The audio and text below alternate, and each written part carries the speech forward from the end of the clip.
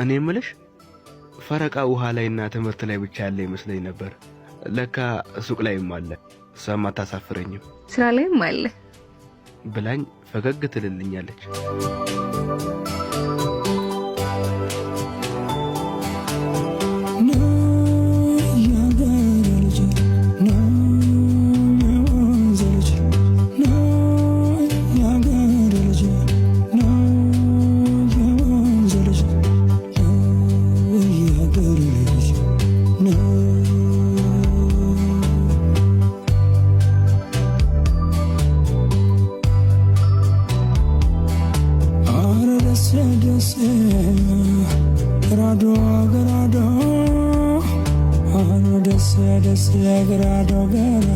እኔ ልንገርህ ወላሂ ሲስና እጅህን አምጣ።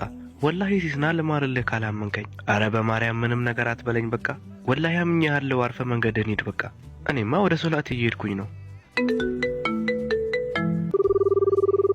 ሄሎ የኔ ጀመረ ደግሞ ይሄ መለፋደድ እኮ እኔ ለፍዳዳ እና ካንተ ውጭ ማውራው ሰው አለ?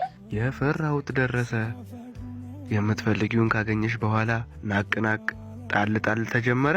ሲሳይ አትጨማለቅ። ነቢልን የጓደኛዬ ብራይዳል አለብኝ ብዬ ነው ሱቁን ዘግቼ ወጣሁት።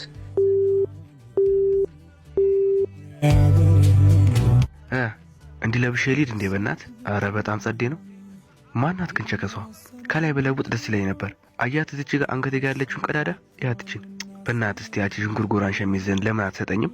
ና እስቲ ና በእናት ስጠኝ። አርፈ ሂድ እባክህ። የ30 ሰዓት የመድረሱን አትርሳ እንጂ።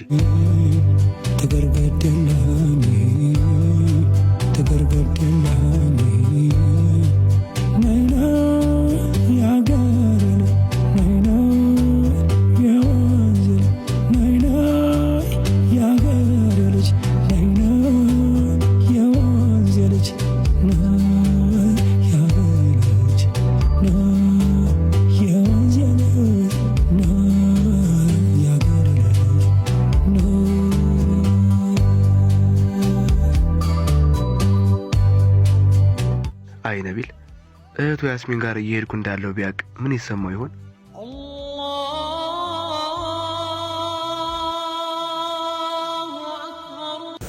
عبد الله بن عمر رضي الله عنهما عن النبي صلى الله عليه وسلم قال ፍቅር ኃያል ጦረኛን ያለ ጦር ሜዳ ውጊያ እጅን ወደ ላይ ከፍ ማስደረግን ብቻ ሳይሆን ከተራራው አለት ላይ ባለች የመናኝ በአት ውስጥ እንዳለ መናኝ በአፍ ውስጥ መሽጋ የምትገኘውን ምላስ አርምሞ ያስገባታል። የወትሮ መቀባጠሯን በዝምታ ይለጉማታል። ልክ እንደኔና እንደ ነቢል ያስሚን። ጭራሽ ደግሞ የወንድሟን የሸሚዝ ጠረን በኔ ገላ ላይ ሆኖ ሲደርሳት ምን ሊሰማት እንደሚችል እንኳን ቀድሜ ያለ ማሰቤ። ቆይ እሺ ብሎ ሰጥቶኝ ቢሆንስ? አየኔ ነገር አረ ደስ ራዶ ገራዶ አረ ደስ ገራዶ አላቀልሽ ልቤ ተንዶ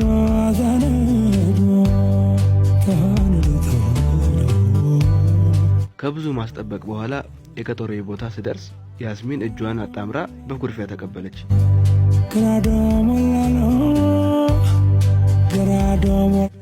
ያስሚን አኩራፊ ናት። አኩራፊ ወለየ። በደሴ ውሃና በገራዶ አፋፍ ላይ በሚሰሙት የዋሽንት ድምጾች ልጅነቷን ያሳለፈች። ከስንት አንዴ ወንድሟንና የሰፈር ሰው ሽሽት ሌላ ሰፈር ላይ ሄደን ወክ ስናደርግ ከአፏ ላይ ተለይቶ የማያውቀውን ገራዶ የሚል ቃል እንድጠራልኝ ስፈልግ የነቢል እህት እስኪ አባንስ ልስጥሽና ቀድሜሽ ፍጥነት ይላሳይሽ። ስሜ ጠፍቶብህ የወንድሜን ስም ቀላቀልከው? ደሞ ልንገርህ ገራዶ አፋፍ ላይ የማርያም መንገድ እየሰጠው አባሮች ተጫዋች ያደረኩ ልጅ ነኝ። አቅምህን ወቅ ትለኛለች እያኮረፈች።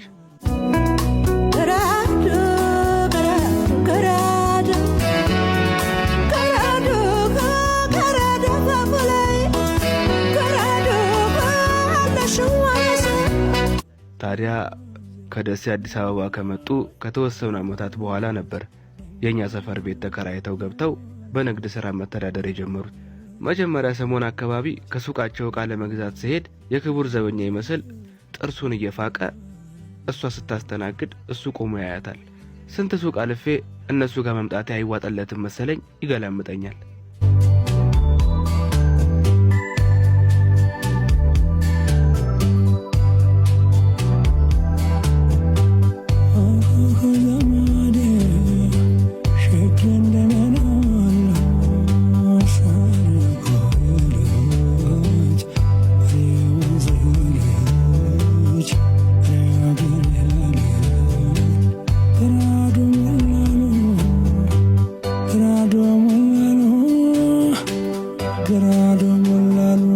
ተመውደረስ ሲያፈቅሩ ነው እንጂ ከተሏ ለማድረስ መሰንበት ደጉ ሰፈሩን እየለመዱ ሰው እየተግባቡ ሲሄዱ በፈረቃ መቆም ጀመሩ። እሷ የምትኖርበትን ሰዓት እየጠበቅኩ የምገዛው ዕቃ ባይኖርም እንኳን ሱቃቸው መመላለስ ጀመርኩኝ። ከክቡር ዘበኛውም ጋር የአይን ሰላምታ ጀምረናል።